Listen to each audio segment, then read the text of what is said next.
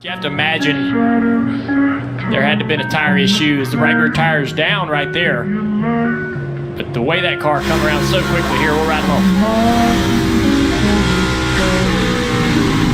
I don't know if it's the bump. It looked like the bump upset the car. But, man, turn 3 and 4. Alex Bowman is the latest victim of the next-gen car. He will miss Talladega this weekend due to concussion-like symptoms. As they race for the second spot into turn number 3. That's Buddy Kofoid coming through 4 and 4th with Rico 8th and 5th. And there's one up and over. Big hits and big... Oh, my goodness. That's Alex Bowman and Connor Morell, who were battling for second. We begin tonight with breaking news surrounding another injury for a Hendrick Motorsports driver. It's the Daily Fuel. Alex Bowman, the driver of the 48 car, is expected to miss 3 to 4 weeks following a crash at a sprint car race at Iowa Tuesday night, where he suffered a fractured vertebrae in his back. Unfortunately, when we were running the 48 through, it didn't pass the minimum weight specs. Alex Bowman has been disqualified post-Charlotte Roval. He has been removed from the round of 8. Joey Logano takes his place.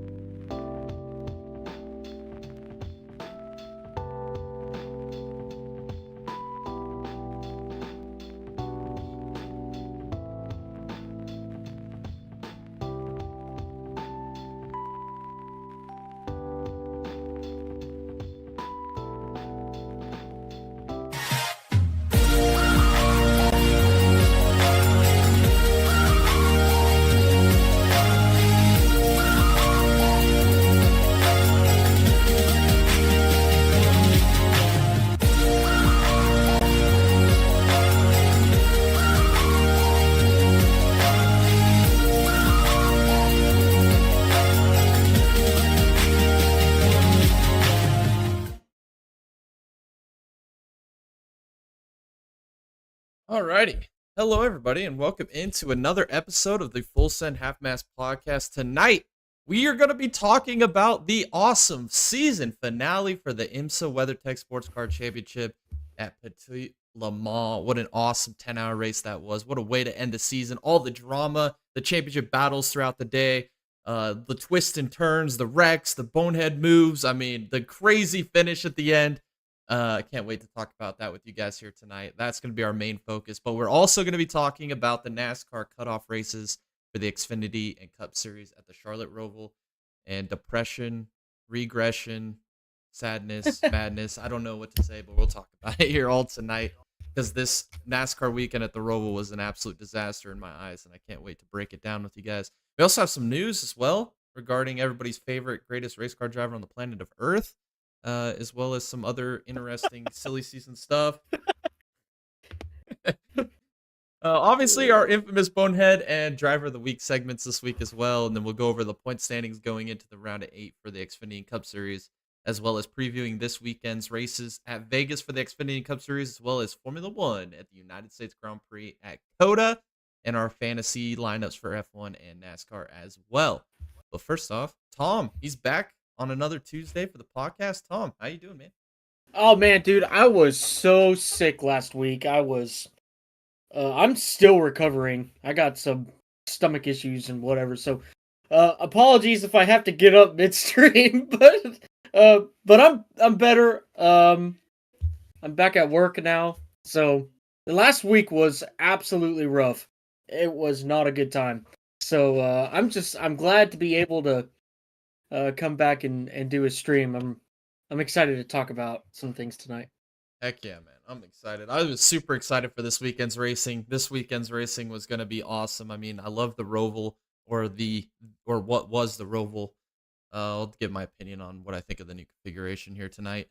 And then obviously Petit Le Mans, dude. I just grind through that whole race. I think I missed maybe an hour there towards the middle part of it, but I loved watching that race. That was such a damn good race. But you know what? We're going to start off with a little bit of news. First off, the big elephant in the room, the shadow, the cloud that overwhelms everybody's hearts and souls. Oh, man. Miss Hailie Deegan is going to be driving for HMD in the Indy NXT in 2025. Unfreaking believable news. I can't believe it, man. I can't believe it. My favorite one of my favorite racing series. I love getting up early on Sunday mornings and watching Indy NXT. The freaking awesome racing it is. HMD, the stuff. People that don't know, like, there's a lot of people that don't even know HMD, right? HMD is like the powerhouse Hendrick Motorsports of the Indy NXT. They're like a 9-10 car team every year. Them and Andretti basically compete for the championships every year. Nolan Siegel, probably the most notable, that drove for him last year and a little bit earlier this year. Now she's going to be moving in there. What are your thoughts on this first, Tom? We need to get your perspective first before I continue to ramble on here. She has a go-kart track in her backyard. I mean, that's about it. Does she have open wheel experience? She's tested an F3 car. That's about all I know. Okay, whatever.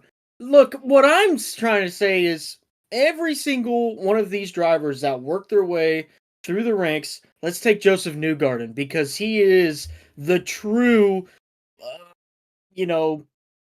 he's somebody to look up to when it comes to driving through the ranks. He did it all, and he had great success, even with lower tier teams. And so, he went through all of the ranks, all of the tiers, and now he's driving for literally, arguably the best team in IndyCar now, racing for championships every year. I don't know, but we've looked on Racing Reference plenty of times. Jay, there has not been a single time we even have a video of it, of us looking up Racing Reference for Hailie Deegan. There is no open wheel experience. No, there's nothing. It's all stock cars.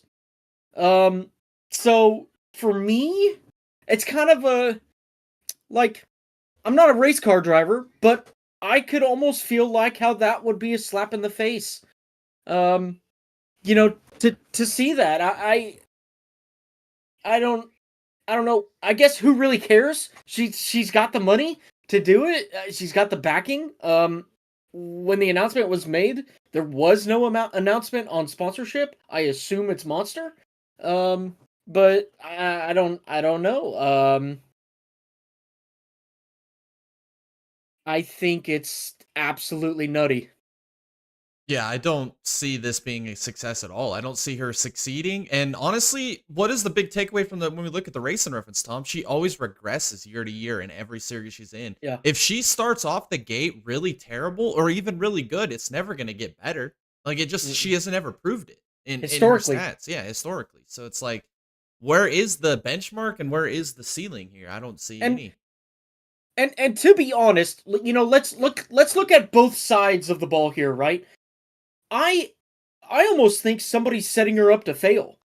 There is Feels no that way. right. I mean, there is no opportunity for success. There's nothing. If she has success, great, whatever.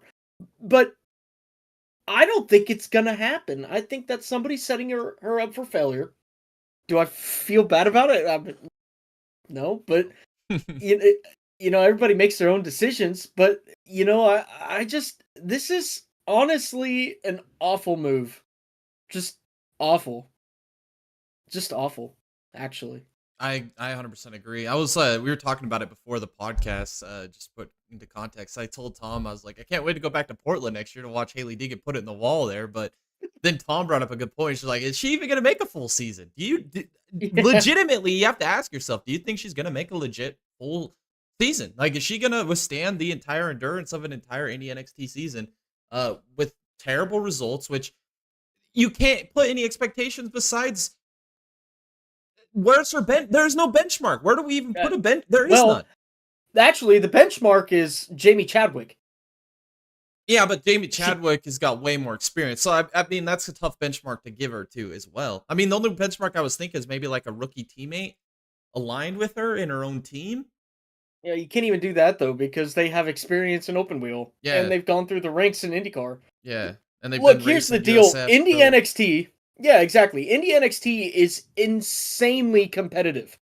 Insanely. I would probably put it up there with the IndyCar series. It's either just as competitive or more. I mean, Louis Foster and who was your Jacob driver? Abel. Abel, thank yeah. you. I'm just saying those two drivers right there. Phenomenal battles, but we're talking about people who have only driven open wheels their entire careers. Mm-hmm. Like Haley Deegan's not gonna stand a chance against that. No. At all. Abel's coming back next year. I mean, honestly, Abel is probably gonna win the championship. Let's be honest here. Jamie Chadwick's gonna show improvement. You got some new guys coming up like Aaron and Coletti and Rowe. Or Yeah, Colette, there's Rowe. lots of great drivers. Look, yeah. those guys are going to control the series next year. I think Jamie's going to do better too. I think Jamie's going to be a great Championship racer. contender, I think. I think so. Yeah. Yeah, for sure. But again, I think she's being set up to fail. I think this is a terrible move. I don't think she has the experience. I don't think she has the skills yet for an open wheel car. It's just a bad move.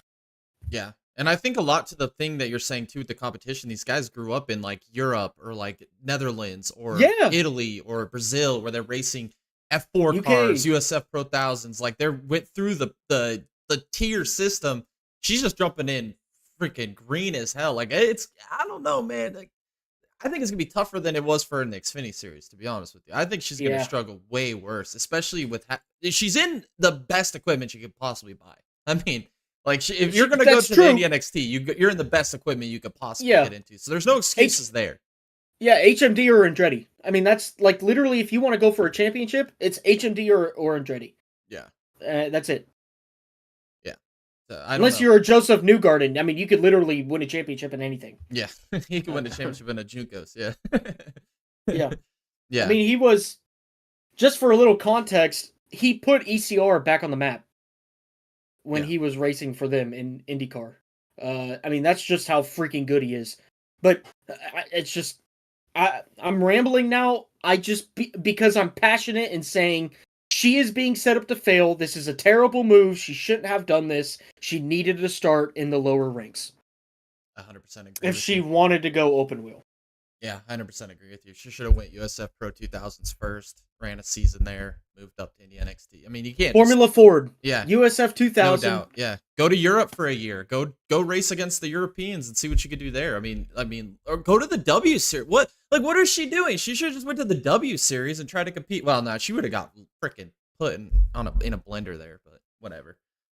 No, anyways, we can keep talking about this. Maybe we'll do another segment on it. in the off season, we'll talk about expectations for Indie NXT because that's one of our favorite things we do in the off season, preview every series, and so we could do that a little bit later on down the line. Next, was it confirmed Alan Bestwick to Fox for IndyCar in 2025? That's gonna be good. I like Alan Bestwick. See James Hinchcliffe and Townsend Bell, I believe. It's also Yeah, that's not a bad move. Not a bad move. I'm excited. You know. We need another Lee Diffie. That's a fact. That's a fact. I don't know. I like Calvin Fish. I think he would have been a good one, but he's doing great things with IMSA, so I don't really want to see him leave there. Yeah. It's really not a bad move. In fact, it's an opportunity to bring fans over to IndyCar. So, or motorsports fans to IndyCar. Yeah. So, I think it's a good move. Yeah, I'm here for it. I'm excited. Next one, Ryan Preece to RFK potentially for the third car in 2025. I don't know what to think about this. Well, look, the only thing I have to say about this is I feel the same way as you, Jay. I don't know how I feel about it, but I said the same thing about Buescher when Brad Keselowski chose him over Newman. So Brad might have a vision for Preece, and he might see something that we don't see. I think Brad Keselowski is on top of his game right now, and I think we see Keselowski in the best form he's ever been in. He's just not driving a Penske car. He's driving his own car. That's true. So I think if Keselowski thinks that Preece can drive that third car and be successful, I'm with it. I wonder if he's overcompensating for the fact that he lost Justin Haley because he was grooming Justin Haley hard. Yeah, that's true. That's true. That'd probably be one thing he's gonna regret way down the line in the future, ever having Justin Haley get away. Yeah, but look, Spire obviously has a lot of money, and I bet you, I'll bet you money, bet you money that Spire outpriced RFK. Oh, 100%. There's no way So- they could compete with that. Yeah. No. So we'll see how Preece can do RFK in 2025. We'll see if maybe he can be that guy that we kind of thought maybe he could be when he came through the Xfinity ranks there. Well, was winning races. hey, look, we'll find out 12 p.m. tomorrow. Yeah. So, And then we'll really try to really figure it out about 12 months from now. We'll be talking about it. So. Yep. All right. Next, we have heartbreaking news for all Bowman fans out there. Oh, man. All two of you? Yeah, I don't know. I don't know whether to be mad, to be sad, depressed. I don't know. I have no idea what to think of this. My thought process here is, why does Blake Harris, whoever the car chief is, why are they still employed as of today? Why is that still a thing? How do you mess up this badly? How do you colossally fail? Like, I understand, like, you do bad at your job, right? You can get fired with a couple strikes doing bad things, but this is like $1 million mistake here. Like, the amount of money this team is going to lose by the end of this year. How could they let something like this happen? This is a professional sport. It's probably more than that, Jay. It's honestly, I mean, it's sponsorship happiness, which you can't buy. It's placings at the end of the year, owners' points, drivers' points. It's everything. This was such a pivotal moment for that 48 car, and it's like they absolutely tanked it. Even if it was a clerical error where they were just like, they just, I guess they just forgot to put weight in the car. To me, that's insane because when I was IndyCar racing, or when we were truck racing, that was almost like the top priorities. Make sure you have the weight right. We would weigh the car before the race. We would weigh the car before and after practice, before and after qualifying. I mean, weight was everything. And so to me, they even allow a 17-pound grace for these cars. They didn't even make the 17-pound. To me, it's just insane. I don't know what the heck happened. That was such a horrible error. I'm on the same page as you, Jay. How is somebody still employed in that position? I'm This is a dumbfounded. huge error. This is not small. This is like, you know, I mean, that's like you working on a vehicle, right? And you leave the bottom strut bolt loose. And then it backs itself off going down the road. The dude crashes into a Jersey barrier and, you know, just causes mayhem on the highway. Like 6-car pileup, all this. I mean, that would be huge to a repair shop because now they're footing the bill. You know what I mean? That it could be business ending. I'm not saying that Hendrick's going to lose business because of this, but they might. Could be the death knell in Alex Bowman's driving career. I mean, it really could be. Or the Ally sponsorship. Yeah, exactly. That's what I'm saying. They lose the sponsorship, he's gone. I mean, they maybe throwing your tinfoil hat on moment here, but yeah, I think this could be the end of his career. Honestly, like this is something that you would go back to a sponsor, be like, yeah, we made the round of 8. I mean, they're in championship form. I think they were going to make championship 4, in my opinion. I think they are clearly one of the best 4 teams in the playoffs right now. I think Larson, Bowman, Bell, I think those are your top 3 right now in the playoffs so far, and I think all 3 of those guys would have a legitimate chance to make it into the round of 4. And I mean, you could throw any other name. You never know who gets hot late in the season, but I mean, this is a championship failure. I mean, this is like not losing it on merit, but like by losing it on technicality, like Tom said. I mean, this is just depressing. I mean, this is sad. I mean, I can't believe this happened. I don't even know what to think.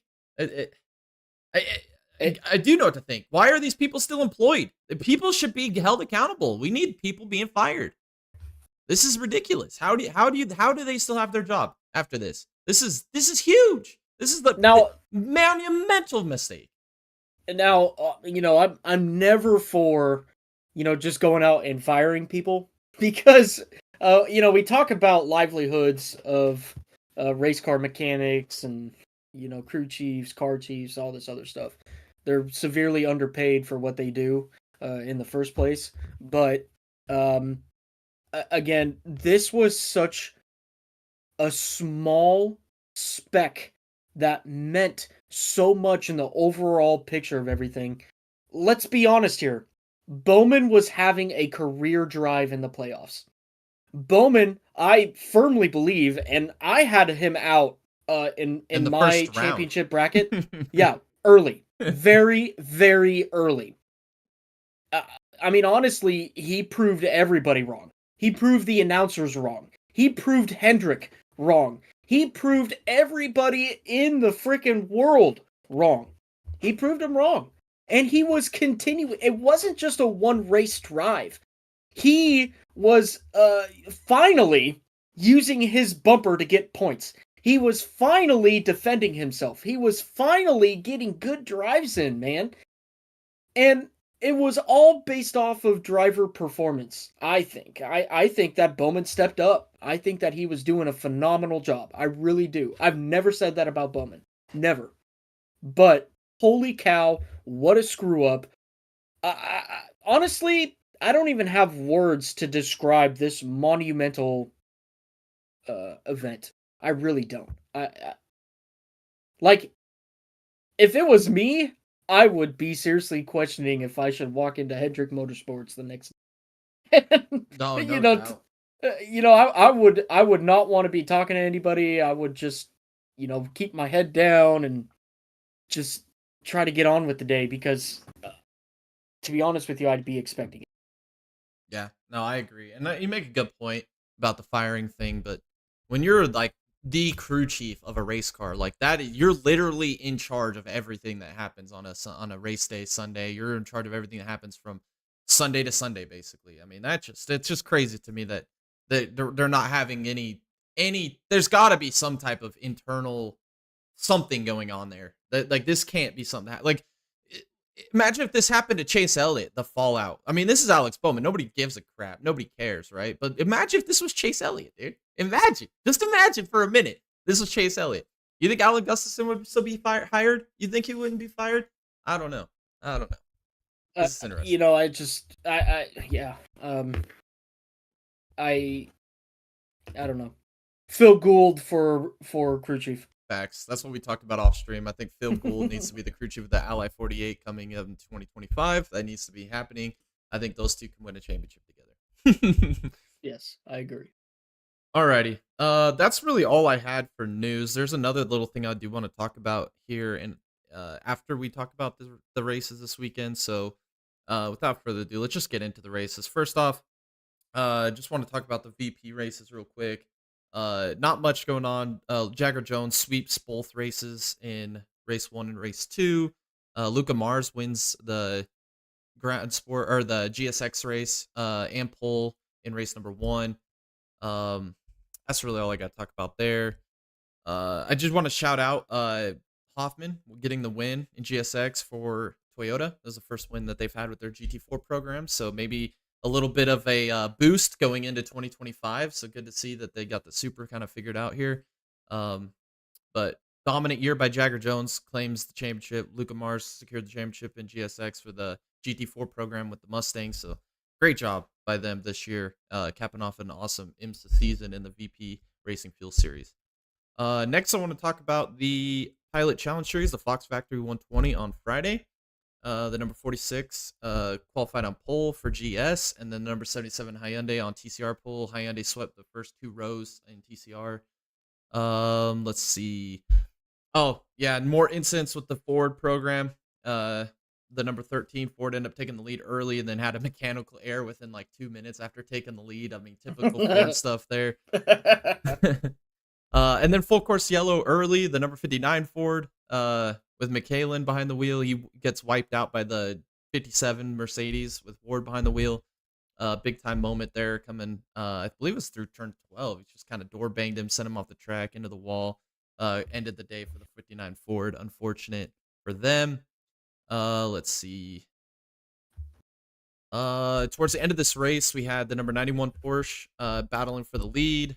They end up taking it with, I believe, a minute or 2 to go, getting by the number 46 Aston with Plum and Holton behind the wheel.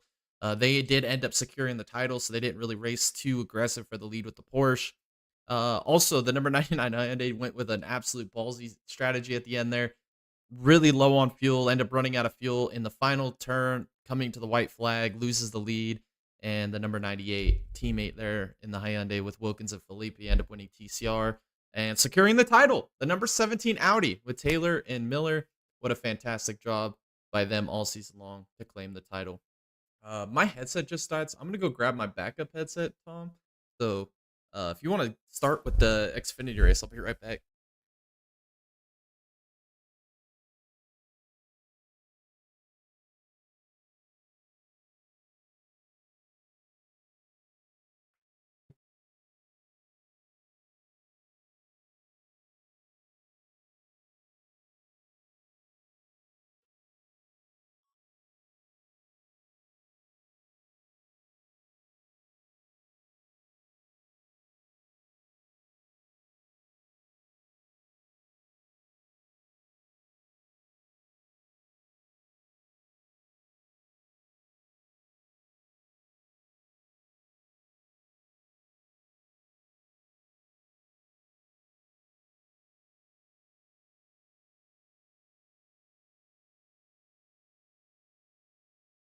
Yeah.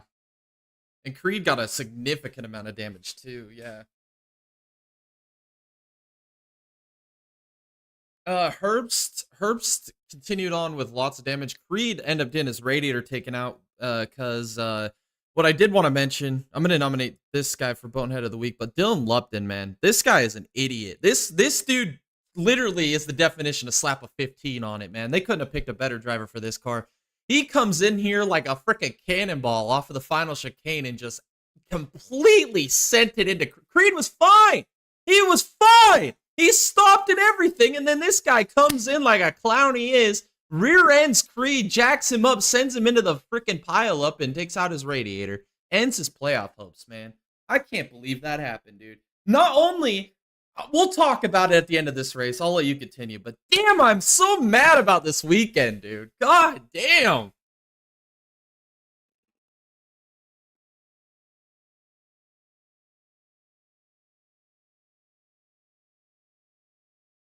brakes. I think it was a brake issue that he was having. He really did send it into that wall. That was unfortunate. We haven't seen a guy hit turn one wall that hard in a while, man. Like, that was crazy.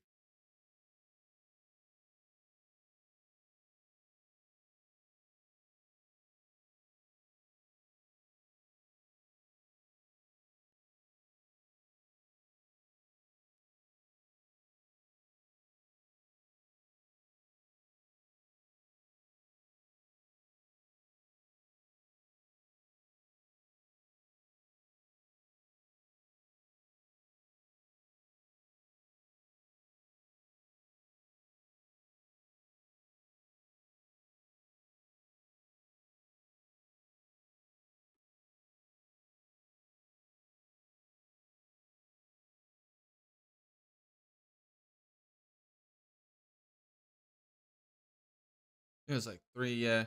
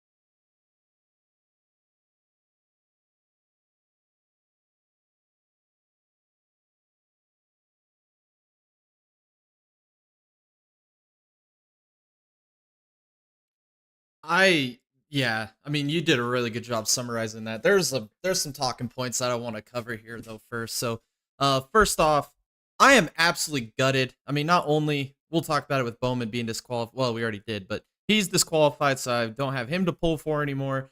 Next was SVG, Creed, and PK. They're all freaking done. They're eliminated, so there's nobody left for me to pull for in the Xfinity playoffs. That's a freaking rip in the chat. Really, all I got left is Enfinger. That's all I've got really to hang my hat on here, and he's already into the Final Four, so there's no worries there. He's going to be racing for it. So, yeah, that's first off. Creed, rip in the chat, man. I can't. He was fine, dude. He was fine. He stopped. He did everything he needed to, and then he gets freaking TKO'd by the slap of 15 on it. God damn. Number two, that Leland Honeyman incident. I understand the caution, but what the hell have we seen all year? They have waited to throw the caution until after the leader takes a white flag. They have done that countless amounts of times this year. Where's the freaking consistency? Either you throw it right away or you just throw it after the white. Parker Kligerman won that race. He earned that win. He restarted he ran about 5th to 7th all day long. Was not a factor. the end of that race, they made that final pit stop at when Annunziati got into the wall. He came down to pit road, put some new tires on it. SVG didn't. He was able to drive himself from that 6th place finish all the way through, all the way up to the lead, passed cleanly and legitimately got by SVG, got by Allmendinger as well. Mayer was back there, got by all these guys clean and got to the lead on pure merit. He won this race, deserved to win this race, deserved to have his first curb win, deserved to advance to round 8. That team rallied behind him. They put the faith in it. They gave him the ball at the end of this game or at the end of this race, and he took it and flew with it. Deserved to win this race. BDN can suck it. BDN is terrible. They took this win away from Parker Kligerman. To throw a yellow 3 feet from a damn checkered flag is the most pitiful disgrace I have seen in motorsports. And this is why I hate overtime. I think it's crap. I think stage racing is crap. But everything that they do to manufacture these finishes is crap, dude. Parker Kligerman won this race, and I'm so freaking mad about it. It irritates me to the living core that to lose, like I said with the Bowman thing, to completely advance through pure merit and driving ability and talent and your team successfully putting a car together and strategizing a race and doing it on merit. Same thing happened to Parker Kligerman. Won this race on merit, gets it taken away from him. I hate it. Terrible look for NASCAR. And what have we been saying? Xfinity Series is the best freaking series. This was the best race of the weekend for NASCAR. I mean, they put on a show. It was a great race. We'll talk about the Turn 7 layout and everything when we get into the Cup race. I freaking hate it. Just FYI, we'll talk about it more here in a minute. But other than that, I mean, the race was good. I enjoyed the hell out of this race. It was a storybook race. Devastated for Creed, obviously early in the race having issues. SVG wasn't going to really make it unless he won with how good the other guys around him in the cut line were running. And then PK. I mean, sad. It's devastating. Terrible.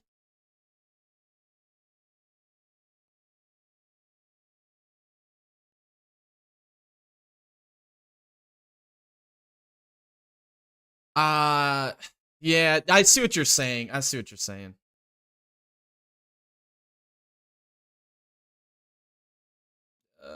They got the restart with 11 to go. Yeah, so it would have been about 12, 13 to go. Yeah.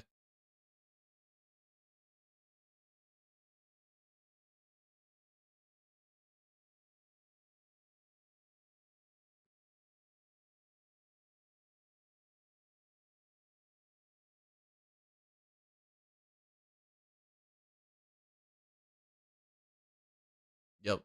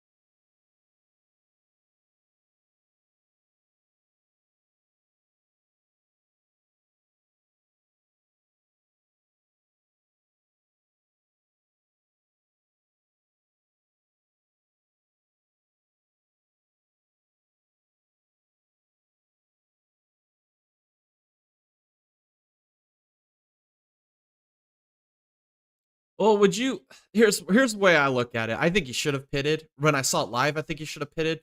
And my reason is I think that team got too comfortable with where they're running for the points. And they decided to be on defense.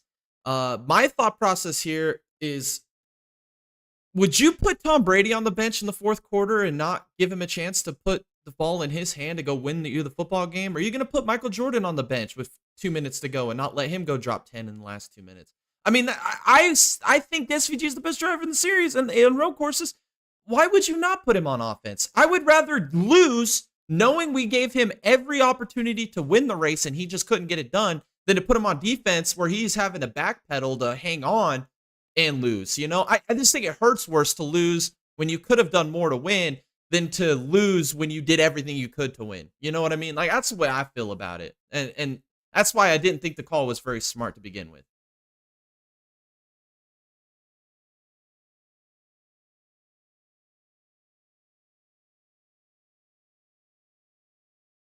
Oh, 100%. 100%.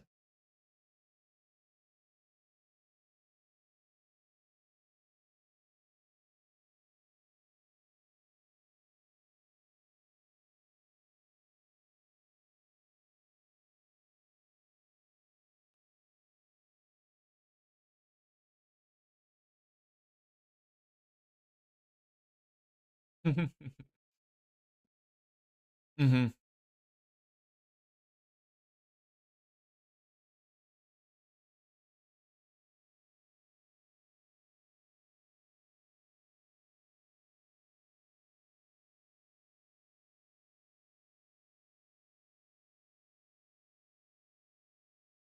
Mm-hmm.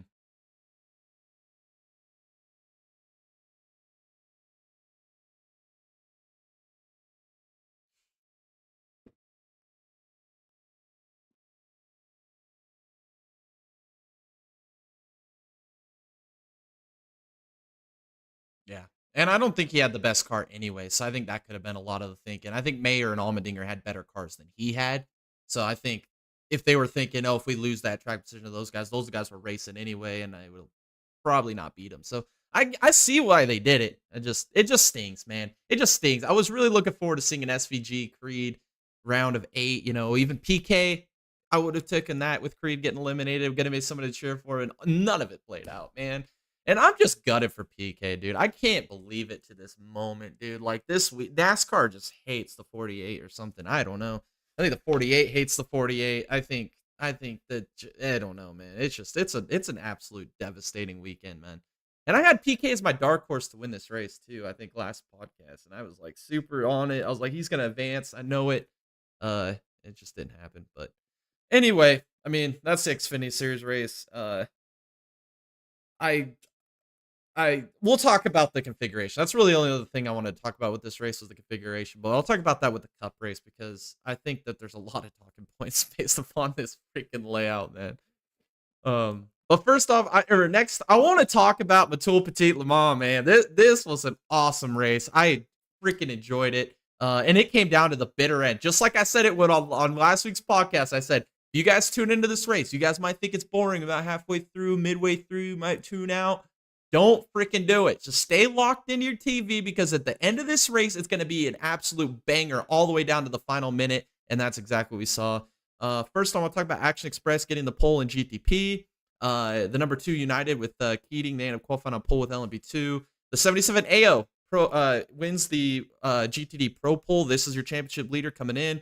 And then kind of a surprise pole winner in GTD with the number 80 Mercedes. Their race kind of came to an early...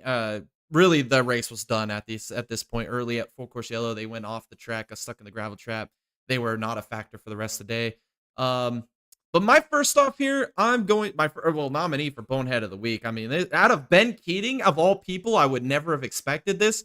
Leading the damn race in LMP2, ends up running over the number 4 Cadillac. Absolute boneheaded freaking mistake. This was early in this race too, with the best car, and I would never have expected this from Ben Keating. Matthew Jomine, Nick Tandy, Connor DeFelipe, Jack Aiken. I mean, the list goes Robert McGinnis. I mean, the list goes freaking on with guys that would have done this. But freaking Ben Keating, dude, I couldn't believe this. Took them out early, destroyed the rear of their car, destroyed the front of their car. Their car was killed at this point.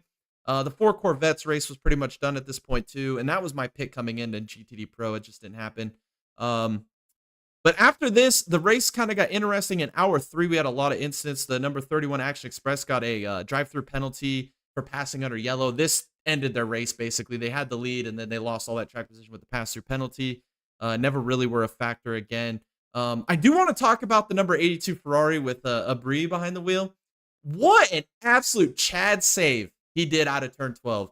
His guy went freaking around and barely, when he comes off of 12, he gets in the grass and misses the wall by like that much, dude. Like, dude, the pants changed with the driver swap for that guy, dude. I can't believe he saved that race car. That was one of the most unbelievable saves of the season. I mean, we've got, like, at the end of the year, me and Tom have kind of decided we're going to do that, the best moves of the year or best saves of the year, this guy is going to be on this list. This save was insane. When I saw it live, I almost crapped myself watching it. I was like, holy cow, I can't believe he saved that. And then the big issues, right, for the AO Rexy Porsche, number 77, shifting issues as well as electrical issues. Put them on the defense for the rest of the day. They had to finish at least P11 to win this championship, and they were multiple laps down. There's really nothing they could do. They were fighting for it. That's really all they could do. And then, like I said, the middle hours were kind of the get through the race hours before we got into transition into sunset. Strategies playing out. I think we had like a 4-hour stint there from hour 5 to like the final hour with no yellows. I mean, it was really weird to see a Motul Petit Le Mans without a yellow during the transition from daytime to night. I was really shocked at that. But then the drama hits. The number 10 Acura, what a great job by Albuquerque. Redemption from last year. The Porsches kind of dominated the race after the Action Express issue. They were kind of swapping the lead back and forth. The 01 Caddy was there, but not there all day long. They were just kind of in that 3rd to 4th spot all day long. But the Acura really took control of this race about the halfway point all the way to the final hour. Albuquerque put together some freaking stints of a lifetime behind the wheel of that race car. Shout out to him. Also Brendan Hartley did a great job behind the wheel as well in the early parts of the race as well. So I want to give him a shout out. I don't want to leave him out of it either. Keep it in contention. But then Ricky Taylor, he's Mr. Clutch. He's supposed to jump behind the wheel. He's going to get the job done. And the number 55 Ford ends up crashing on the uphill section. And Ricky Taylor ends up driving right into the 55, ending in heartbreak yet again for Acura. I think this is the 4th straight year where they were in contention, or 5th straight year in contention to win this race late and to be crashed out, spun out, whatever it may be. Absolute devastation. I don't know. I'm not even going to put the blame on Ricky Taylor here. I don't think he can. He just didn't see it.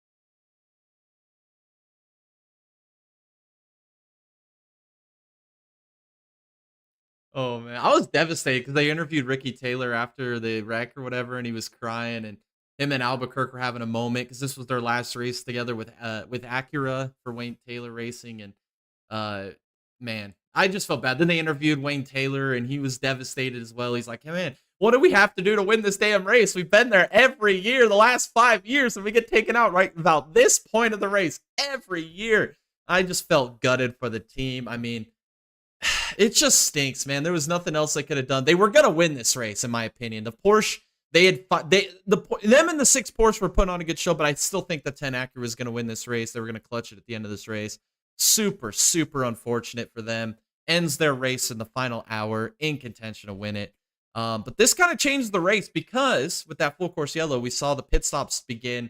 The 01 Cadillac had a good pit stop. The 7 did not off strategy. They were playing a weird strategy all day, but they had the championship secured, so they weren't really doing anything or they weren't kind of following the same trends as the other cars. They were kind of running their own little thing.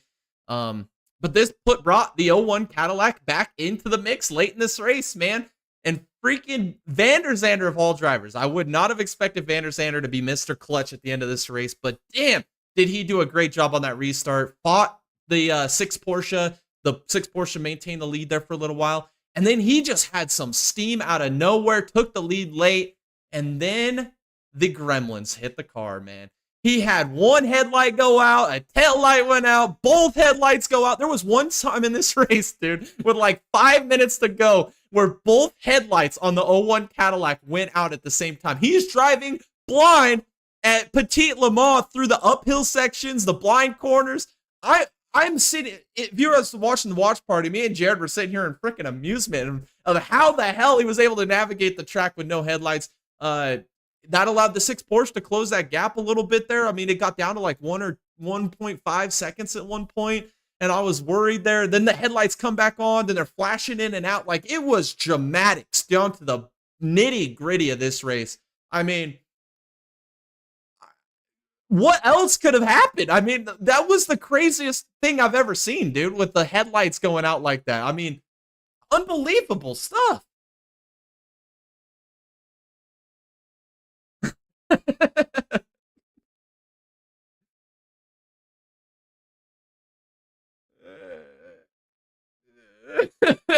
Dude, that was funny. Listening to Calvin Fish is like, oh no, they gotta put the headlights have gotta be on if he's gonna stay on the track. They're gonna black flag him for that. And then all of a sudden he says that and the lights just flicker back on, dude. And then they're flickering and I'm like, oh my God, you couldn't have made up the theatrics like that at all any better. I mean, that was just so awesome. So yeah, the 01 Cadillac, they do end up prevailing the electrical issues, the light issues. They end up going on to win this race. Walk-off win for Cadillac. Walk-off win for Bourdais, Van der Zande, and Dixon behind the wheel. Walk-off win for Ganassi in their final race. I mean, damn, dude. This is what we expected from the beginning of the year. And it finally happened.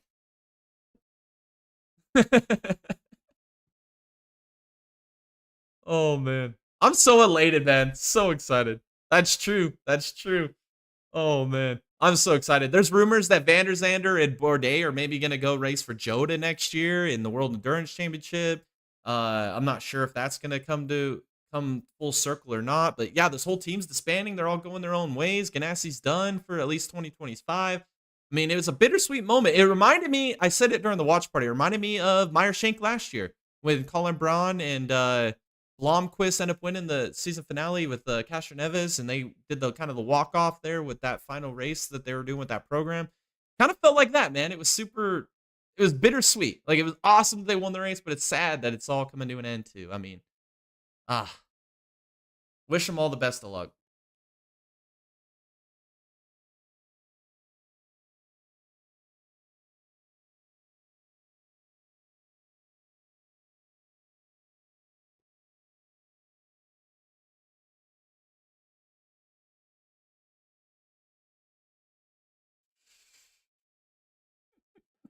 It did. I mean, you nailed it. You nailed it.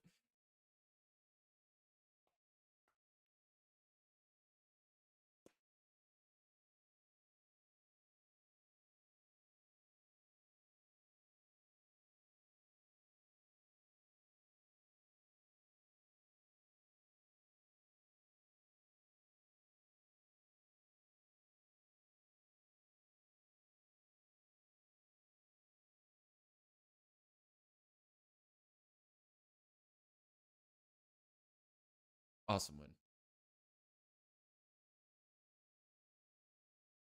Yeah. Yeah. Like, we missed the benchmark, but we missed the ceiling, but we hit the benchmark. Yeah. Oh man. Yeah, so awesome win for them. Number 7 Porsche, like I said, they claim the title with Nazar and Jomine. They win the GTP Drivers Championship. Congratulations to them. I mean, they had it locked up basically but early in that race when with the qualifying effort they had and with the amount of cars that dropped off at the beginning of that race. Including the number 85. Shout out to I'm sure I wrote this down. Westbrook. Is it Westbrook? Yes, retiring. Richard Westbrook retiring at the end of this year. They didn't get to finish the race with the JDC Miller crew. They end up having issues early. Unfortunate end to his driving career. But I do want to talk about the LMP2 champion, the Interpol team with Dillman and Buell end up winning it by a razor thin margin. I mean, they had to finish P6 and the 70. So the only way they wouldn't lose the championship is if they finished P6, even if the 74 won. Well, the 74, they did a great job. They weren't the best car. The 11 TDS did go on to win with McElray, Jensen, and Thomas, but they were the best car. But the 74 gave them a real good fight for the win. The 52. I don't know if they're playing points conservative or if they were playing, I don't really know what their strategy was, but they really weren't a factor all day long. they were right there about fifth all day long. And that's exactly where they needed to run to win the championship. And that's what they did. So congratulations to that team. That battle was pretty intense there at certain points during the race because with the amount of lap cars there were at LMP2, they would drop down to like seventh at one point. It was like, oh man, they could lose this championship, but they got back up to fifth most times and were able to secure the championship. My bold prediction with Lamborghini did not come true. Unfortunately, they did not win a race this year in the GTP stuff, but that was why it was a bold prediction for a reason. They were a non-factor all day long. I think they were getting passed by some LMP2 cars at points of this race, but that's all right. I do want to say in GTD Pro though, Ross Gunn, man, did he come narrowly close to winning this title. He had to finish either first or second, and the AO Porsche had to finish 11th, and they could win this title. Well, the AO Porsche was 11th, multiple laps down. They couldn't gain a position, and they couldn't lose a position. So Ross Gunn had to finish P2. Well, late in this race, he was about a second and a half behind the second place team there in the GTD Pro class, was running him down for all he was worth, had the ball in his hands, unfortunately came up short, was not able to get to that P2 position and losing the title. So the number 77 AO Porsche wins the title. As for the winner, that would be the number 19 Lambo with Bortolotti, Pepper, and Pereira. They end up winning this race in GTD Pro. And then in GTD, the championship was pretty much secured early in this race. All the Windward 57 Mercedes team had to do was finish 18th or better. Well, early in this race, multiple guys dropped out, so they secured that 18th place finish. So they secured the title really early in this race. So congratulations to Ellis and Ward and that whole Windward team for claiming the title. But the battle at the end, oh my goodness, between the number 62 Ferrari or with Sarah behind the wheel and the 34 Ferrari with Costa Balboa behind the wheel. God, that battle was insane all the way to the end. Nose to tail, bumper to bumper, going through traffic. I mean, what a battle down to the nitty gritty for this race win. The number 34 Ferrari with Costa Balboa behind the wheel and Franco as well. And then I'm totally going to butcher this, but it's Cibaruzzulia, some type of Italian sauce or something. I don't know. That's his name. They end up winning a GTD, so congratulations to them on getting the win at Petit Le Mans. What a freaking awesome race, man. I enjoyed this race from the beginning all the way to the end. All of the drama with the championship battles, the drama for the race wins at the end of this race. Like after that final caution came out with Albuquerque, this race was absolutely thrilled. We saw the LMP2 cars go like 4 wide one time, like down into turn 10. It was insane. I don't know how they didn't pile them all up. And then to see Bourdais and Van der Zande end up raising the trophy one last time for Ganassi was awesome to see as well in their walk-off. But what a great season for IMSA, man. What a great way to end it. Motul Petit Le Mans is amazing.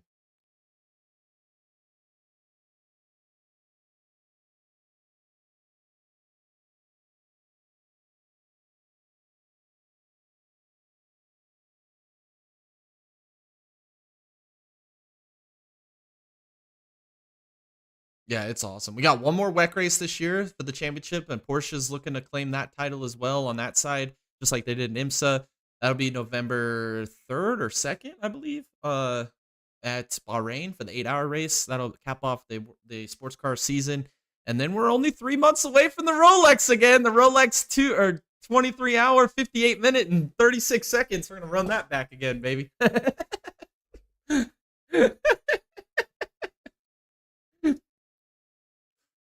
Oh, I know.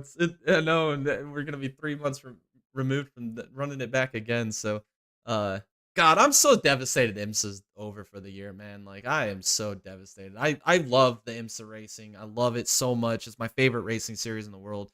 And I mean, it proved it again with this race. I mean, it came down to the nitty gritty. I mean, you can't ask for a better Petit Le Mans than that. With all the different layers we were seeing, the championship battles, the race battles, the attrition rates. I mean. But to a Petit Le Mans, I mean, I guess my biggest takeaway and surprise from this race, Tom, was the fact that we did not have a full course yellow from the daytime to nighttime transition. I think last year there was like 6 cautions through hours 7 through 9. I mean, it was insane, and this year we didn't have that. It was kind of crazy to me to see they went 4.5 hours without a full course yellow. So, shout out to those drivers, man, putting on a great show. All the different strategies going on. I mean, there was so much to keep up with different guys doing different things, trying to maximize their day, trying to calculate fuel numbers to the end of the race. It was just a fun race. It's true racing. Like Tom said, purest form of racing left in the world. And we saw it yet again with Motul Petit Le Mans.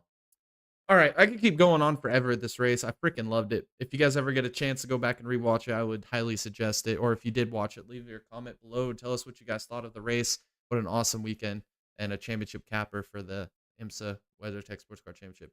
But now it's time to talk about the Roval Bank of America 400 at Charlotte. SVG qualifies on pole. I guess the first controversy though was that early corner cut there by Bubba Wallace and Byron right behind him. Everybody's been talking about it, but Bubba Wallace cut the chicane or cut that final chicane, and then Byron right behind him did the same thing. Penalty to Bubba, not to Byron. I don't know. Maybe a conspiracy theory moment there, but what was your opinion of that new front chicane? I'm not a huge fan of it at all. I think it's terrible. I did not like it. Yeah, how they remodified it to be more of a 90. Yeah. Who cares? There it is. There's the opinion. Oh man. I didn't like it. I thought it was kind of dumb.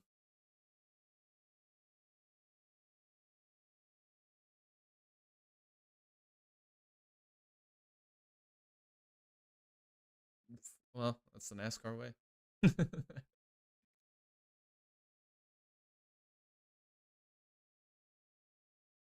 All right. So Reddick ends up winning stage one through strategy. A lot of the other guys pitted around him. Um, the playoff drama begins here in turn 7, and I think this is the great segment for us to talk about our opinion of the layout and turn 7 all in one here. But what was it? A big stack up between, I think it was Austin Dillon, and Austin Dillon got ran into by Bubba, and then Bowman got into Dillon, or no, Dillon ran into Bubba, and then Bowman ran into Dillon, spun Dillon around, and then Reddick and sent it in on the inside there, ends up pile driving Hamlin, ends up getting airborne, breaks both cars, toe links and everything, puts him behind the 8 ball. That was pretty entertaining. I'm not gonna lie, I was laughing when I saw that happen. Reddick absolutely Air Jordan that thing into that corner. That was hilarious to me. Oh, it was so priceless, man. I loved it. I loved it. But yeah, so we'll talk more about that in a second. But I want to get your opinion on this new layout, Tom. Because I'm not a huge fan, but I want to hear what you got to say first.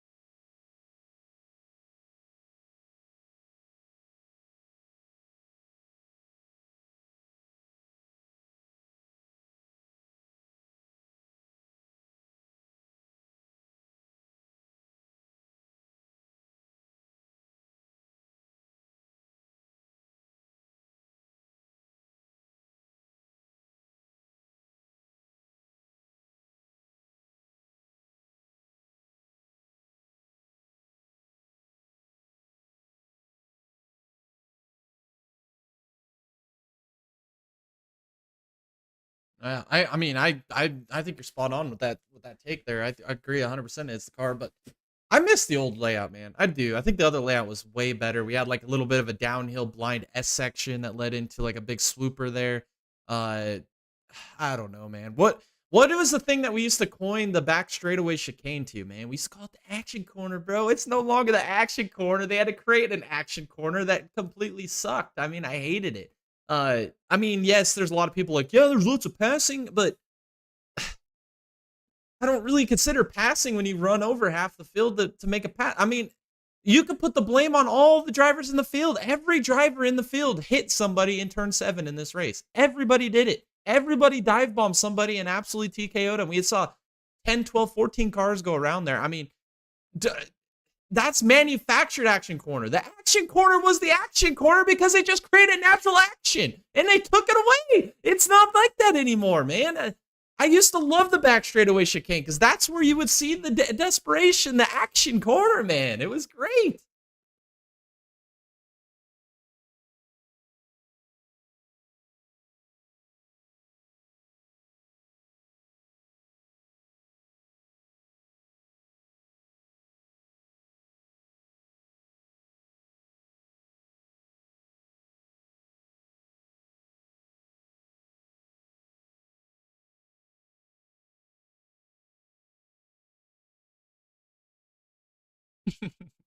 I agree, man. Yeah, that's the typical NASCAR crap. They listen to one little section of fans that are just going to complain about everything.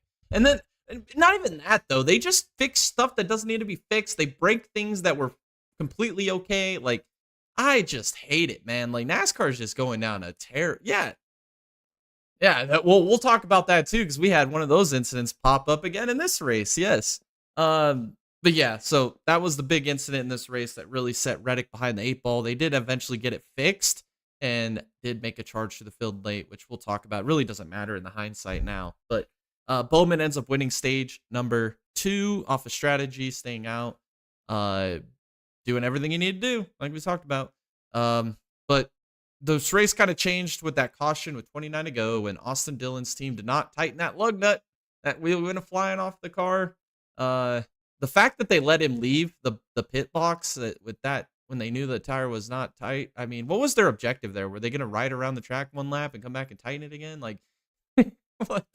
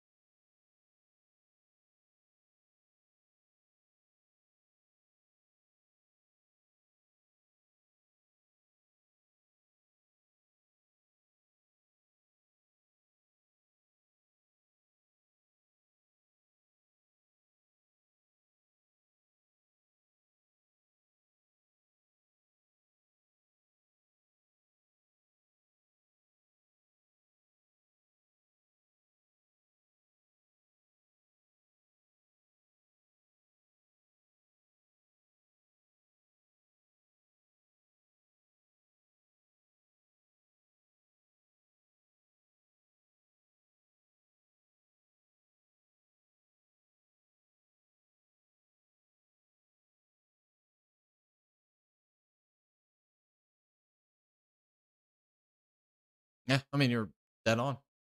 Yeah, no, you're dead on. They really don't care about safety, 100%.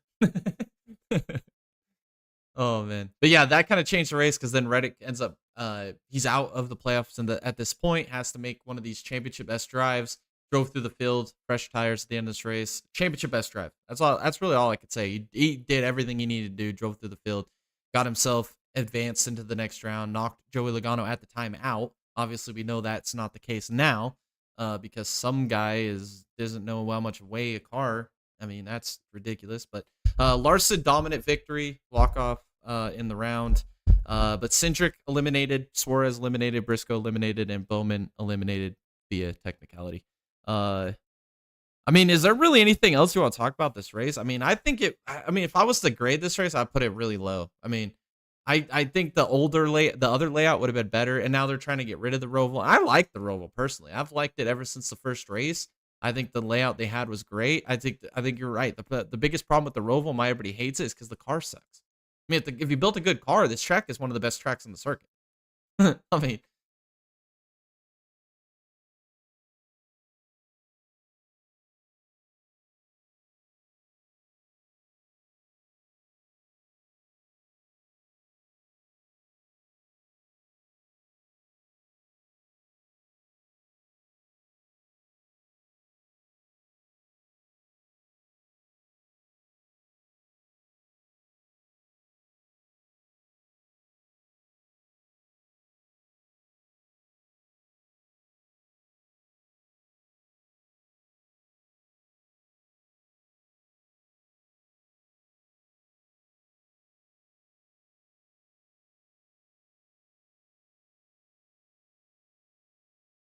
North Wilkesboro.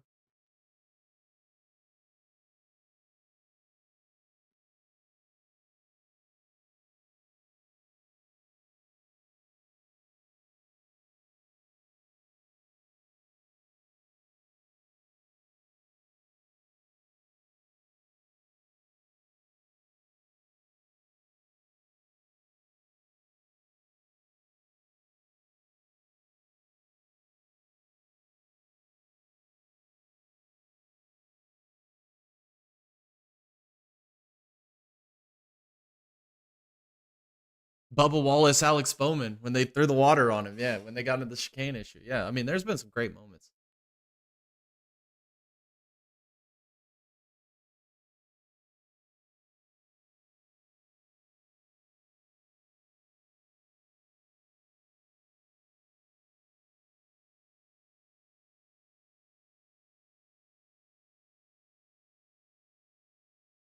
Yeah, I love it. I love it.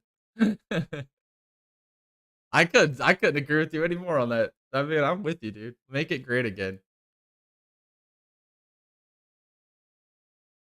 Yeah, that should be the new slogan. We might have to make a T-shirt. Make NASCAR make the cars great again. Oh, 2025. Yeah, no, that ain't gonna happen. I think we're with this car for at least another decade, unfortunately. Maybe different iterations of it, but it's gonna be the same core car. I think this is the future car NASCAR wants, man. It just is what it is. And it all goes back to the teams complaining about spending too much money, so NASCAR gives them what they want, and then they complain that the cars suck. Like, what do you want them to do? I mean, at the end of the day, I don't know. It's just you got two toddlers arguing over the last whatever apple juice or whatever. It's what it seems like. Alrighty. One last thing I do want to talk about here, though, Tom, is that scandal with JGR. Apparently, somebody on the team is selling information to another competitive team. Wow. Talk about some drama, dude, and who's gonna get fired or sued or birthday taken away.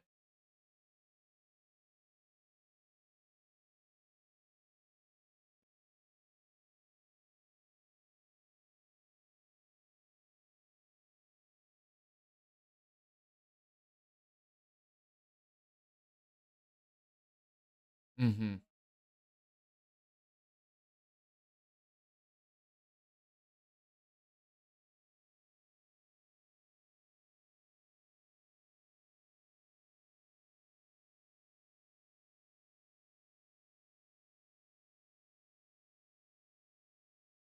Crazy.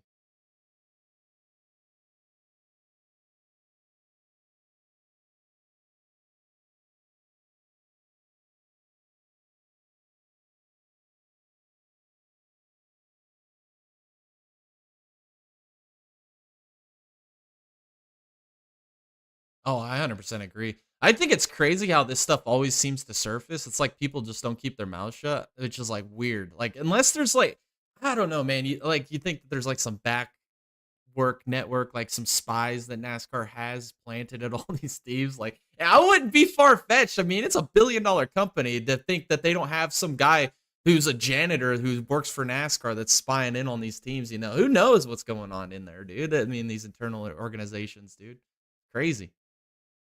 Yeah. So we'll have to see where this one goes. But like Tom said, this is big. Like we see this right now happening right now in IndyCar. We don't know what's going to happen there. This is going to be just the same. I think it's going to go down the same line. So we'll keep you guys posted if we ever find any more information. But I did want to mention that here on this podcast today. Next, we'll talk about drivers of the week. I'm going to nominate Josh Bilicki, P8 in the Xfinity Series. I know he's in a JGR car, but that was a good, decent run for him there. Top 10 car all day. Also want to give a shout out to Lauren Heinrich. Like I said, with the AO number 77 team, being multiple laps down, could have gave up, could have quit on that day, lost the championship. They didn't quit fighting. They finished exactly in the spot they needed to finish to win that title. So congratulations to Lawrence Heinrich on winning that IMSA title for AO Porsche. And then also I'm going to nominate Bubba Wallace, P9 in the Cup. Maybe not a great run, but look back at the history of Bubba Wallace on road courses. I think this has got to be the most like .2 worthy. He's figuring it out, and I wanted to give him a shout out this week. Boneheads, Dylan Lupton, ARCA Brake Master, killed Creed's car out of the playoffs. I can't believe it. Slap a 15 on it. The curse is alive. I can't believe that happened.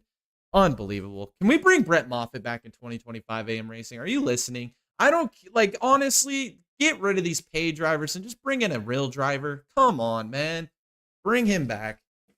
Also going to nominate Ben Keating, running out of talent in IMSA, and absolutely TKO in the number 4 Corvette and destroying a winning race car in the LMP2 class. And then my final one, I'm going to nominate the number 48 Hendrick Motorsports team. I don't really have a specific person to blame. I don't know if it's a crew chief, car chief, the guys working at the shop. I don't know if it's the hauler driver. I don't know if it's Joe Blow, the guy that comes and looks at the car and takes photos of it. Somebody's to blame for being underweight at the end of this freaking race with millions of dollars on the line and a chance at the championship. Unexcusable. Fire some people. Get rid of people. This is bonehead as hell. I can't believe we have to bring this up again. This is unbelievable. So that would be the next nominee. I guess next we should take a look at the playoff standings going into this weekend's races before we preview the races. So let me bring up NASCAR.com real quick so we can get a full picture here of the standings, Xfinity and Cup. So first we'll go over Xfinity playoff standings going into this weekend's race. Allgaier back to the top, 18 up. Custer, Hill, and Smith are currently in. Your first four, or your four drivers in. Sam Mayer -8, Jesse Love -12, AJ Allmendinger -18, and Sammy Smith -19. All right, Tom, with those drivers being stated, who are the four that are going to make the championship four? No, I mean in Xfinity. Yeah, we're going to start with Xfinity, then we'll go Cup.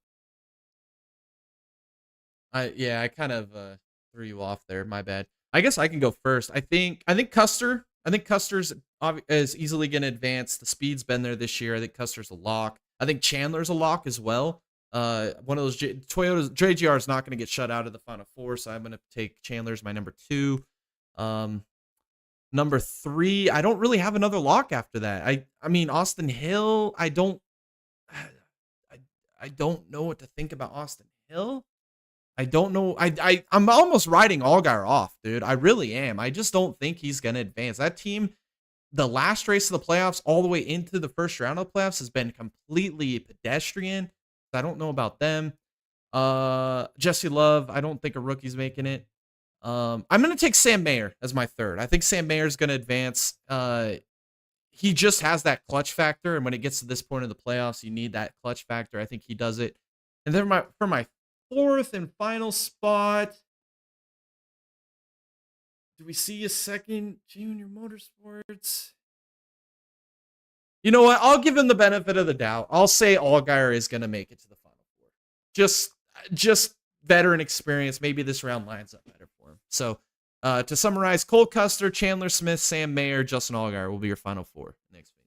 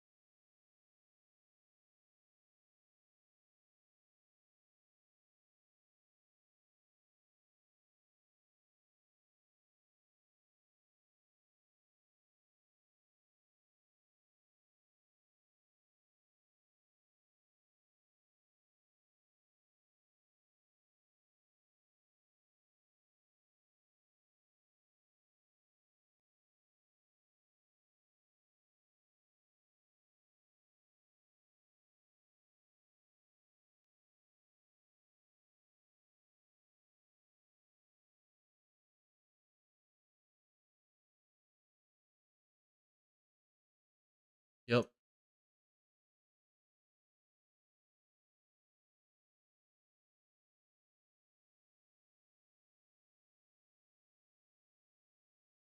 Yeah, ours are similar. Yeah, just trade Love for Mayor. So yeah, it's gonna be interesting. And we'll give you our championship predictions well down the line. But that's our predictions for Final Four. Now when it gets to Cup Series, do you want to go first? You want me to go first? All right, we'll do it again. All right, my prediction for Championship 4 as of now, Logano. I'm going to take him number 1. I know he's last in the points, but he just got an absolute gift from God, and this next round lines up perfect for him. The even year is going to continue streak. I think he's my first lock for sure. Second, it was my prediction to win the championship when we started the playoffs. I think he's still going to advance into the Final Four. I'm going Christopher Bell. I think he's definitely going to make it. That team has been on fire, and I think if he gets to Phoenix, I think they're going to have some redemption. There's no way. What's like Tom said, you got to lose one to win one. Well, he's lost 2 now in 2 completely different ways. I mean, can he find a third way to lose it? I don't think so. So I think if he makes it, I think he's going to win the championship. I'm still sticking with that pick. But so Bell, Logano in. Elliott, I think the series season ends here. It just doesn't have winning speed. Hasn't had winning speed. Same with Hamlin. Doesn't have winning speed. Hasn't had winning speed. I think Hamlin and Elliott are my first 2 Gonskis. Now it's tough because we got Larson, who's got such a big advantage. I mean, he could almost just coast his way into the Final Four. I think he does. I mean, I don't think Larson's going to have any more bad races this playoffs. This round lines up so good for him. So I'm going to take Larson as my third. Reddick versus Blaney is my last, and Byron. Out of those 3, who am I most confident about to make the Final Four? I would have, if the end of the regular season, I would have said Reddick. The end of the April, I would have said Byron. But as of today, I'm going Blaney. So that's my Final Four. I got Larson, Bell, Logano, and Blaney racing for a championship in Phoenix.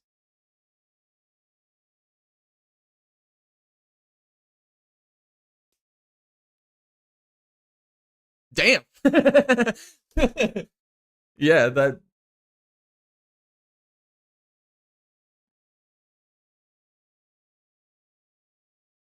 Yeah. I think he'll win Homestead probably too. Yeah.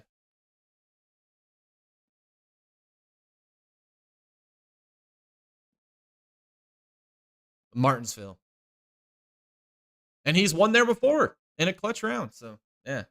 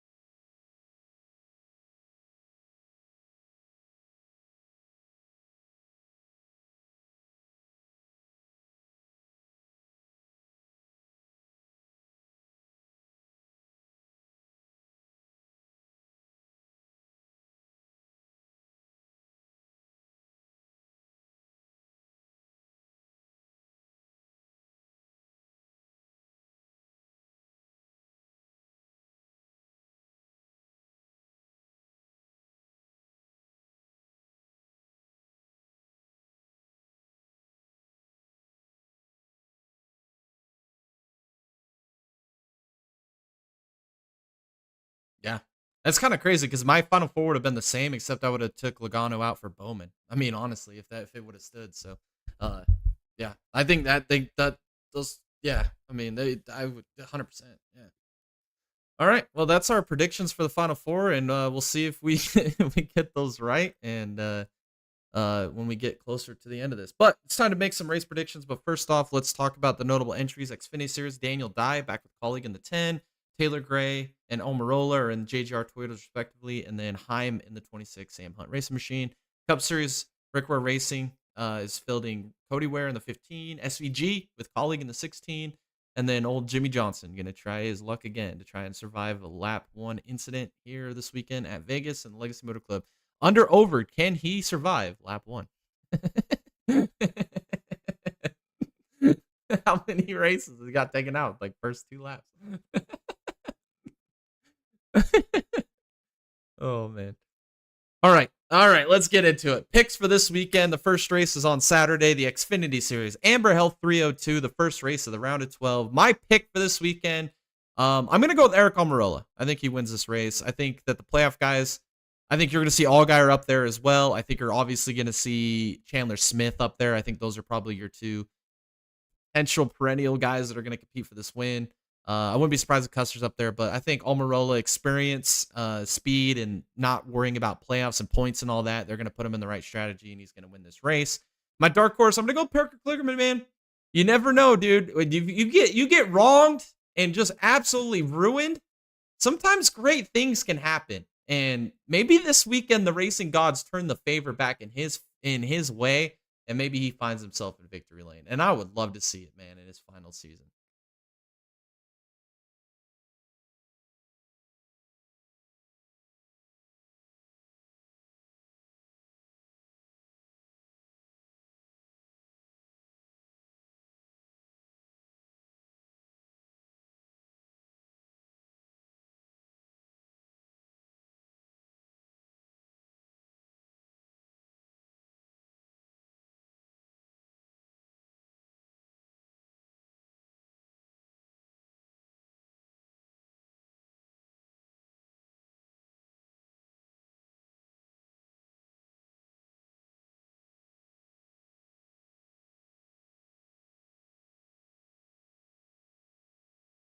Oh yeah.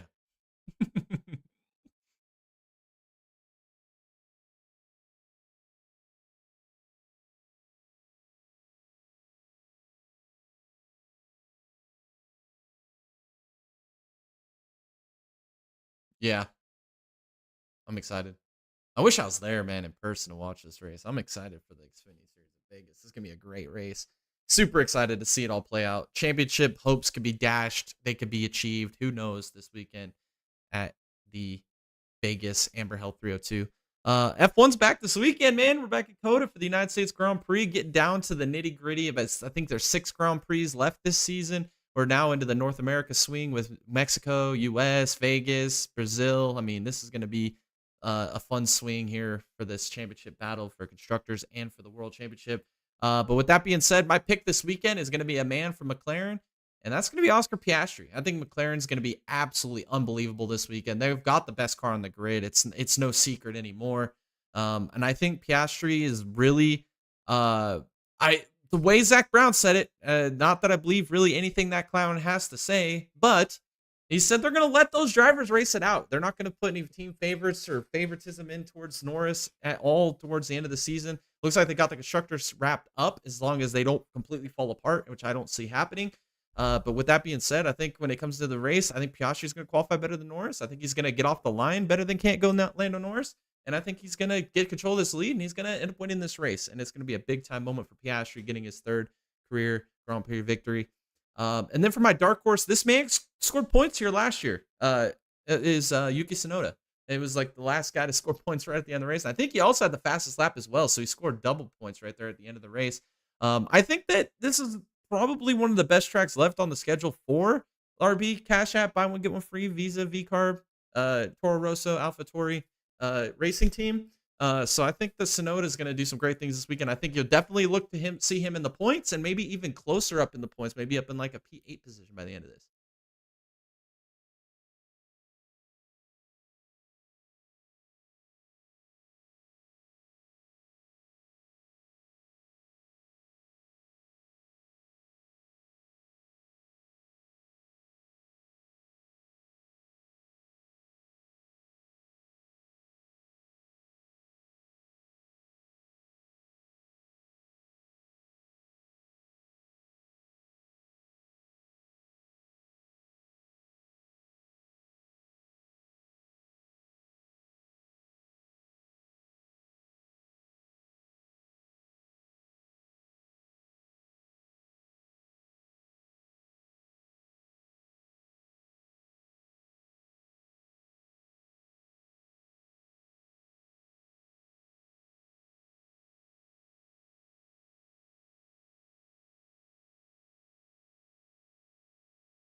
Hulkamania's running wild.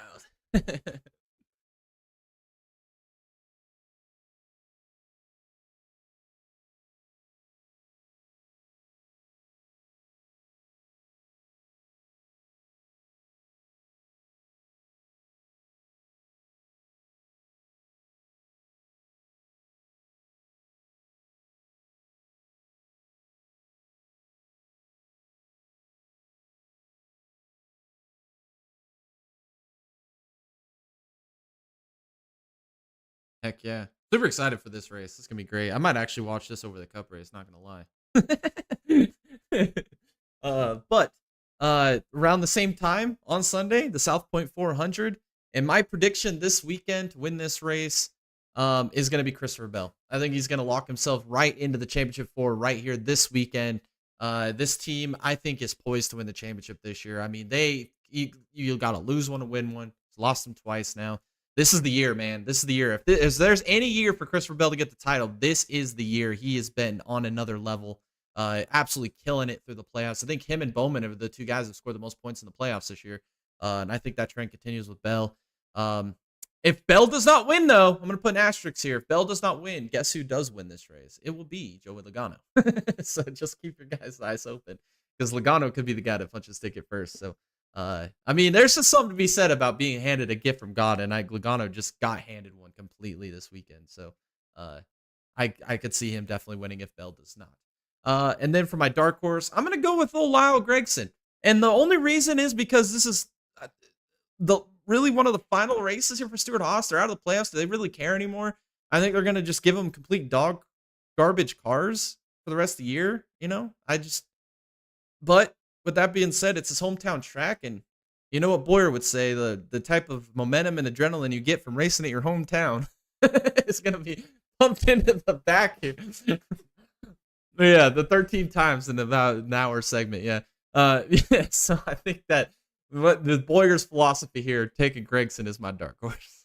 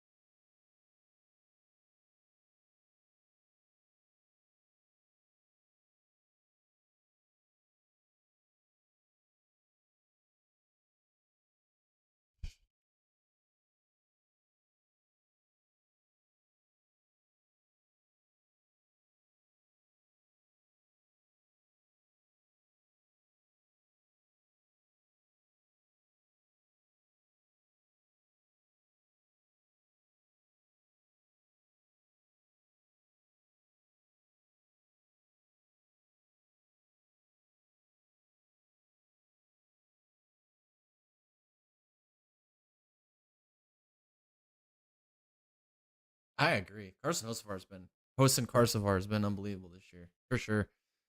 Alrighty. NASCAR fantasy lineup for this week. My 5-driver lineup, I'm gonna go Blaney, obvious reasons, because I think he's gonna make championship 4. Larson, Bell. I think they're both gonna be competing for the win. I'm gonna throw Hamlin on there because usually when I throw like Hamlin on my fantasy, he usually has a terrible week, and I would like to see that happen. So I'm gonna throw him on there for that little bit of a jinx. And then I'll throw Byron on there as well. Not that I have a lot of confidence in Byron. I might change that to Logano, to be honest, but we're gonna stick with Byron for now.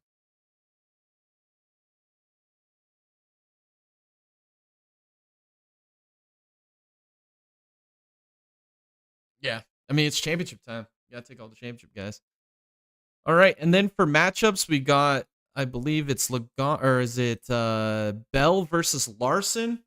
Oh, this is a great matchup. Out of the matchups, I think this is the best one driver on driver head to head. I'm gonna take Bell because I think he wins the race. I think that's just an easy pick there.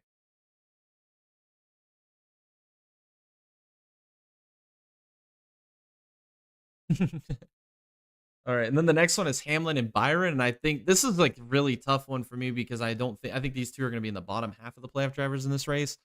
But like I said, with putting Hamlin on my lineup, it's kind of a psychological reverse trick jinx on you. So I'm gonna take him over Byron to see if the double jinx works.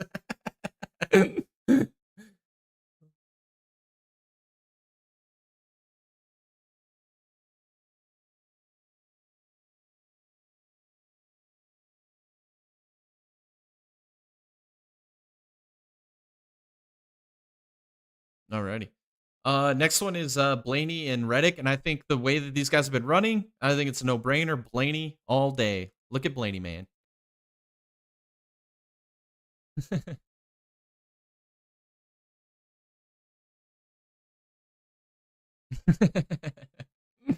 I love it.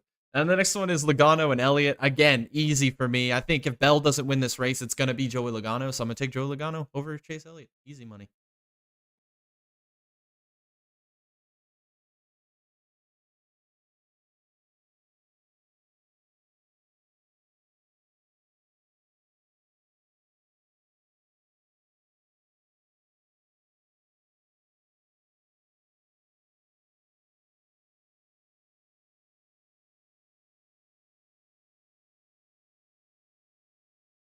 Yeah. Yeah, I agree. All right, and then for Formula One Fantasy, I haven't made any adjustments to my lineup. I don't want to take the hit, so I'm going to stick with Norris, Piastri, best cars on the grid. I think they're 1-2, so that's a good lineup. Hulkenberg and Sonoda, I think those are both mine and Tom's dark horses, so I like that as well. And I got Ricardo on there. Why do I have Ricardo on there? I got to change that, so I'll change that. But I'll probably just swap him out for like Lawson instead. Just keep the momentum rolling.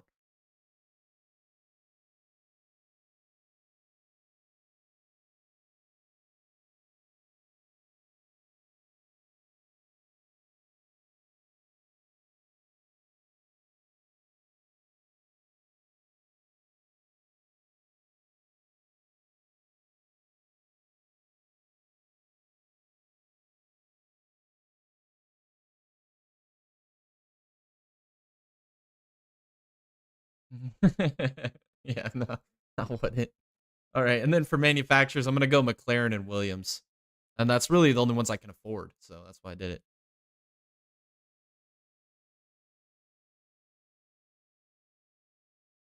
The hit, yeah,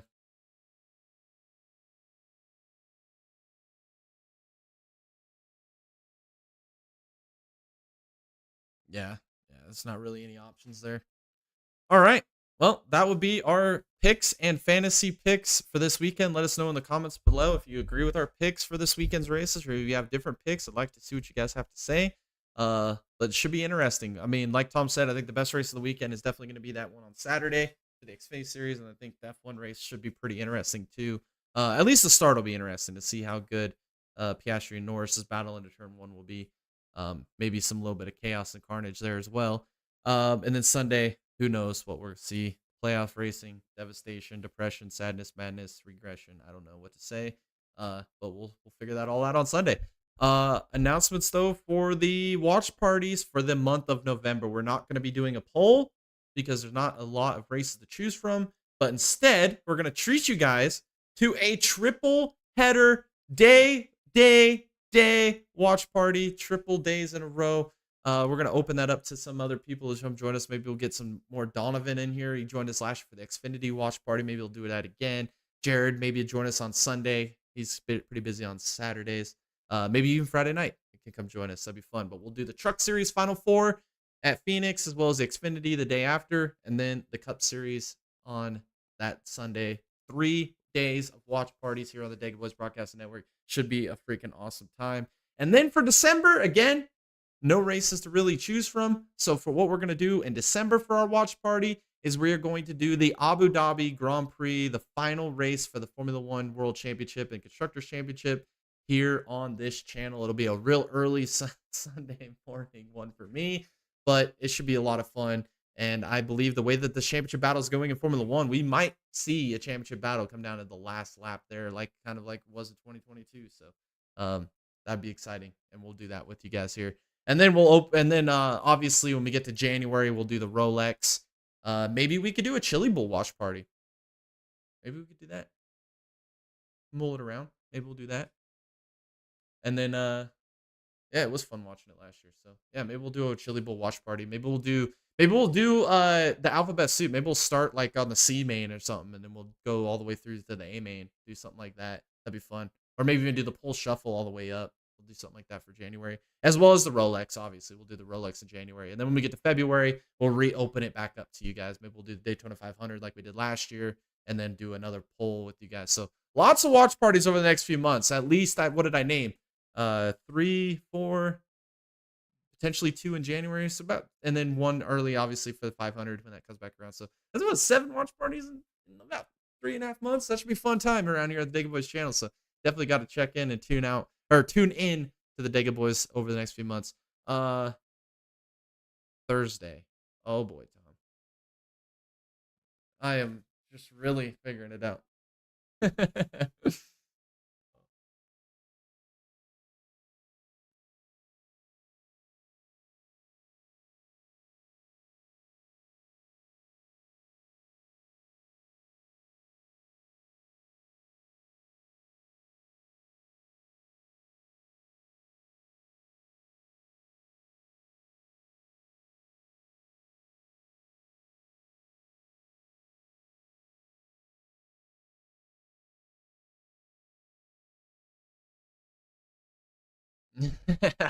Yeah, you could just say I was steaming behind the wheel for sure.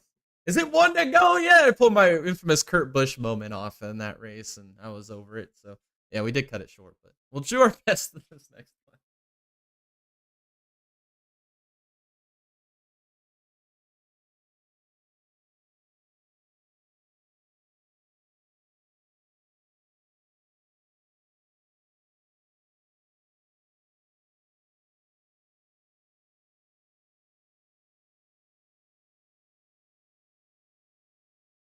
China.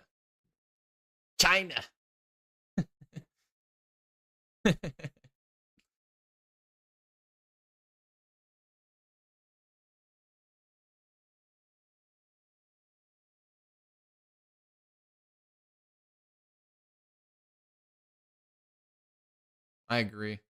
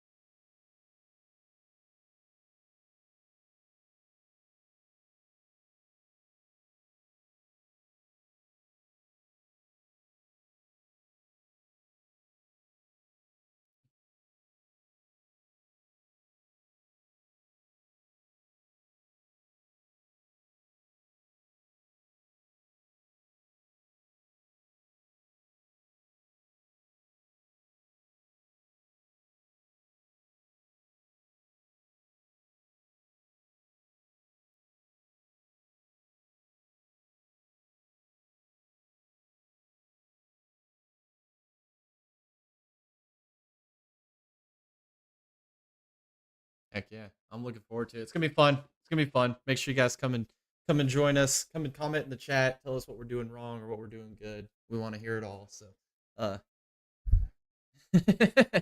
yeah, no doubt. Should be fun. So that's true.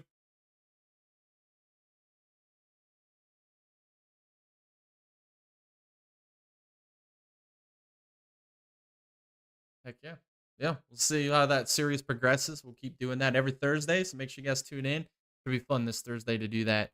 Also, well, follow us on all of our socials. That's where I was going with that.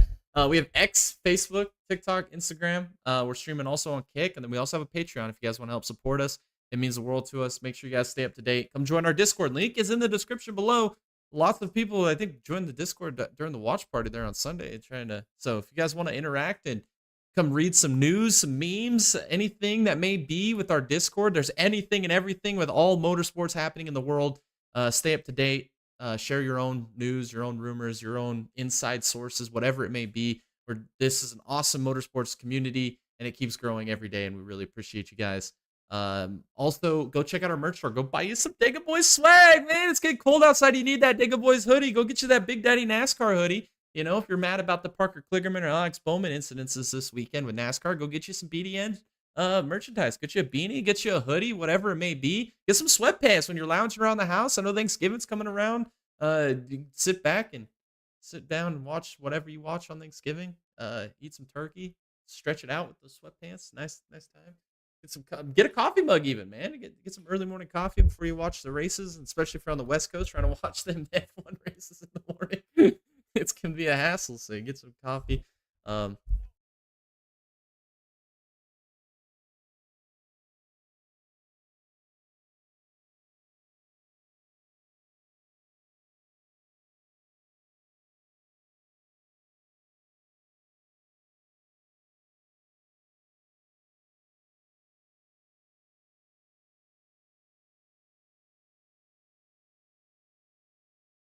Yeah.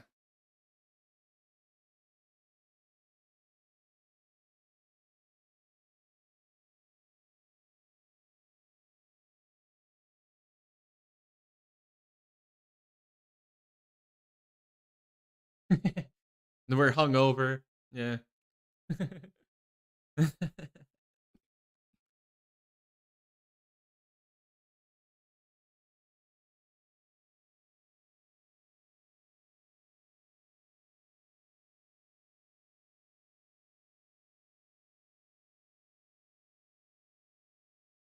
Heck yeah, I'm excited. It's gonna be fun.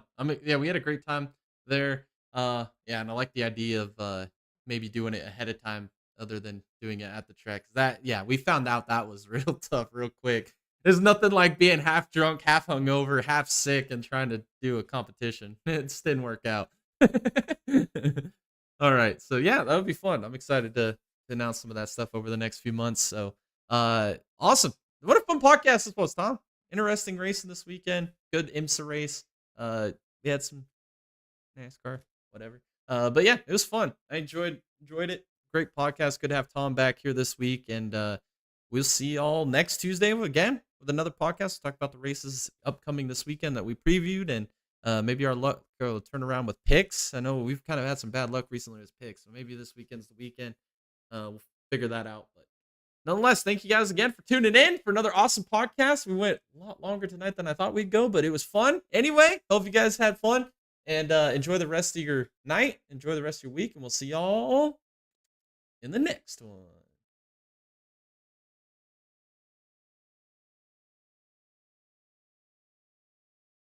You have to imagine there had to have been a tire issue as the right rear tire's down right there. But the way that car come around so quickly here, we'll ride along.